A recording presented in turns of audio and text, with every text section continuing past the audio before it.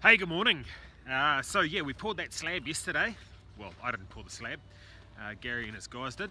And man, that guy can work. Man. Now I don't know how old he is, but let's just say he's older than me. He turned up at 9:30 with his guys yesterday morning, and they poured that beautiful slab. They were probably finished by about 12:30. He came back Around again around 4 and just had a quick look at it. He came back again at around 7 in the evening, did a bit of work for a couple of hours. He came back again at 2 in the morning, did another couple of hours, then he got stuck and I pulled him out with the tractor, but we'll ignore that because I'm pretty happy with his overall performance. So one little episode of getting bogged isn't the end of the world.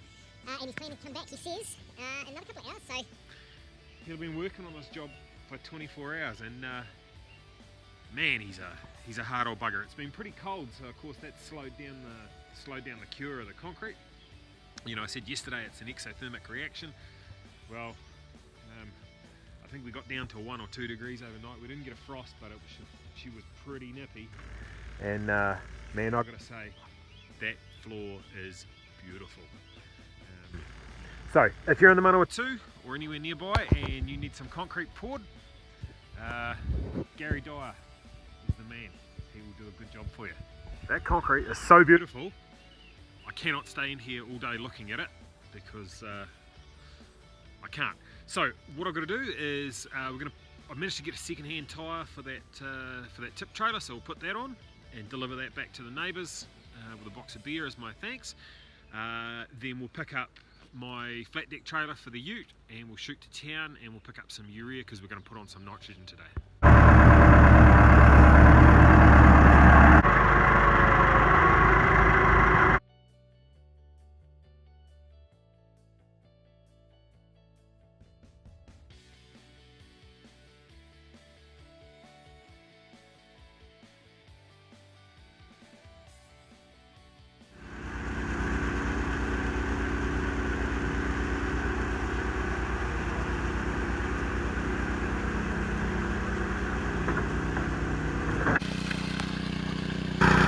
This is the very last step, so this machine's a power float. You know how I was talking about with the bull float yesterday, how he can feather the edge? Well, he can do the same thing here too, so he can angle it up harder or more or less so that it pushes down on the concrete on a smaller area, and that'll smooth the surface out.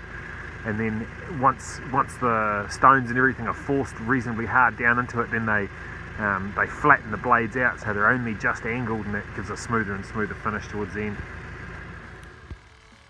Just made a minor detour back to the house, so we've got our urea. Take that up to the farm and just had to grab a battery for the electric fence unit. Have you found them yet?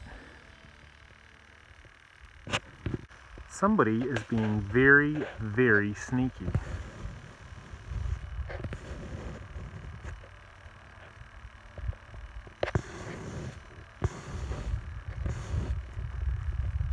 Go on. Hup! Hup! Come on, boys. Hup! Sit. Come back. Come here.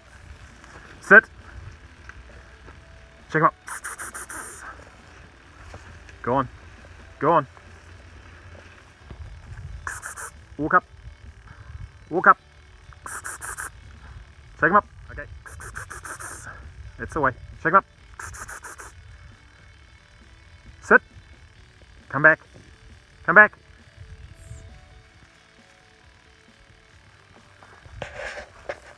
Good boy. Good boy. Get in there. Get in there. Go on. Get in there. Sit. Come back. Come back. Okay. Get up. Okay, go.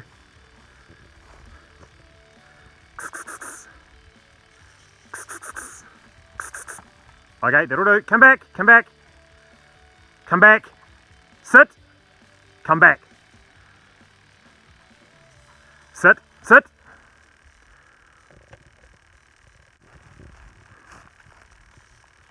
Buddy and I have been shifting cattle. It's a little bit later in the afternoon than we usually do it. Just had a meeting this morning, so I got tied up with that. But here we are. So anyway, we were shifting, this is Buddy by the way, we were shifting the yearling bulls out of that face over there, and when they came through the gate I just didn't quite look right, so I took a tally and we were 6 short. So anyway, I discovered these guys had jumped the fence and circled round into the river accretion, so I thought I'd come pick them up. And what we decided to do is we're going to leave them in the laneway because there's actually enough grass there for 3 or 4 days, and then it will save me trying to get them across a paddock of pretty good grass without all the rest of them breaking out of their brake and all that sort of drama. So